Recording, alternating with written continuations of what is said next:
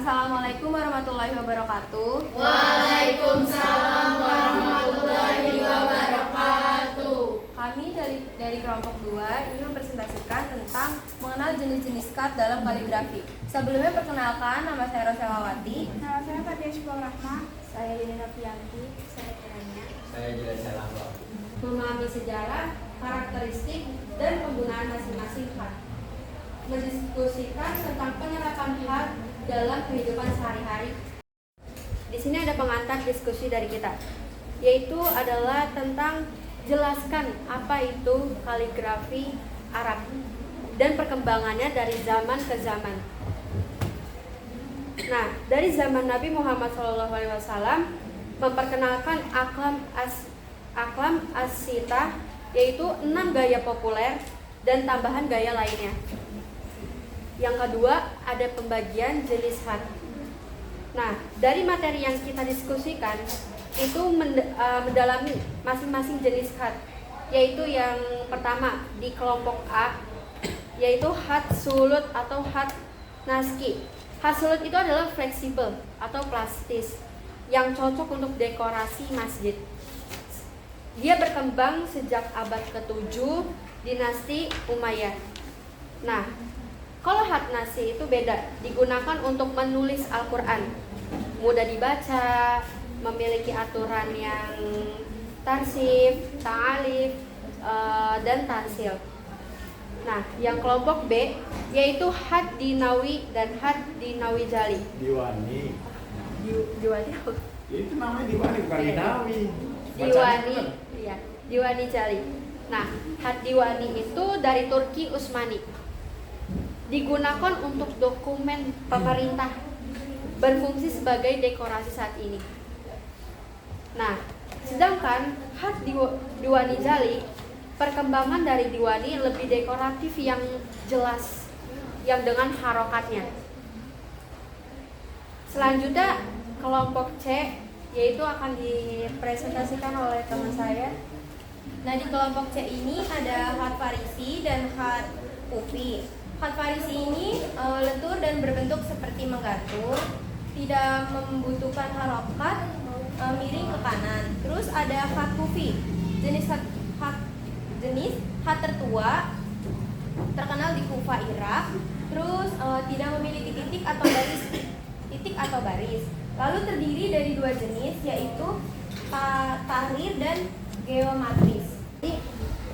Aklam asitah itu merupakan nama jenis khat yang berkembang di Baghdad. Ya, itu kan tadi dia bilang 6 gaya populer. Ya kan? 6 gaya populer itu adalah muhakkok, nas, raihani, rikoh, dan tauki dan sulus. Ada tulisan Aklamus Sittah. Ada yang bisa menjelaskan perkembangan kaligrafi pada masa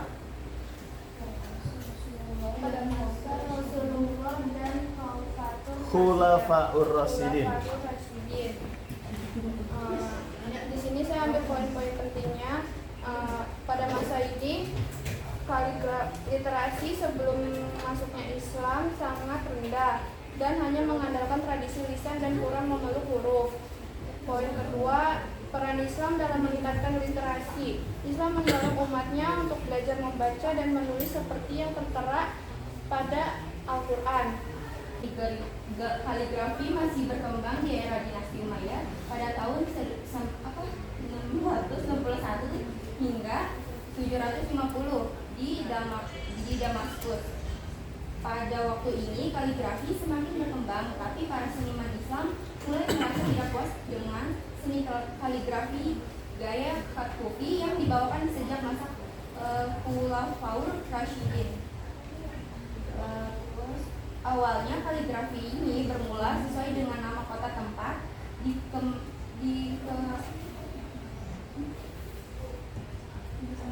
dikembangnya tulisan.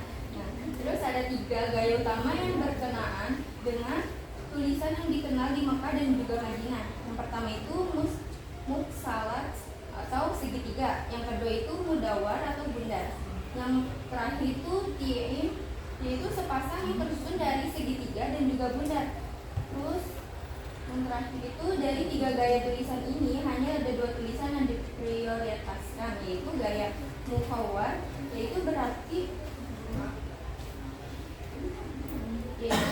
lembut, lentur, dan gaya. Yang kedua itu maksud, yaitu berciri kaku dan terdapat goresan-goresan tebal. Selanjutnya ada periode Abbasiyah 750 Abbasiyah dari 750 sampai 1258. Yang pertama ada masa keemasan kaligrafi mencapai puncak kejayaan pada masa Abbasiyah. Inovasi bin Muqad adalah seorang kaligrafer bernama Ibn Muqad menciptakan aturan dasar penulisan kaligrafi yang sangat berpengaruh. Yang ketiga ada jenis tulisan baru, muncul jenis tulisan baru seperti naskih dan tulus yang berpopuler. Yang keempat ada kaligrafi sebagai seni. Kaligrafi menjadi bagian penting dari seni dan budaya Islam pada masa itu. Yang kelima dan yang terakhir ada pengaruh besar kaligrafi Abbasiyah sangat mempengaruhi perkembangan kaligrafi Islam selanjutnya. Masa Abbasiyah adalah periode emas bagi seni Islam kaligrafi Islam berkat inovasi dan kontribusi para kaligrafer seperti Ibn Muqad. Kaligrafi berkembang pesat dan mencari ciri khas peradaban Islam pada saat itu. Oke, terima kasih. Ada yang mau ditanyakan?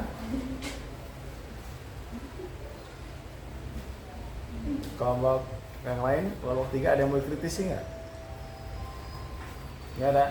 Oke, kita tutup sama-sama dengan baca hamdalah. Alhamdulillah. Ya, silakan duduk kelompok 3.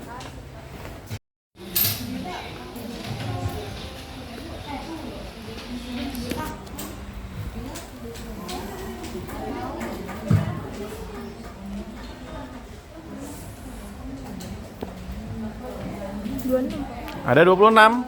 Berarti ada berapa yang belum?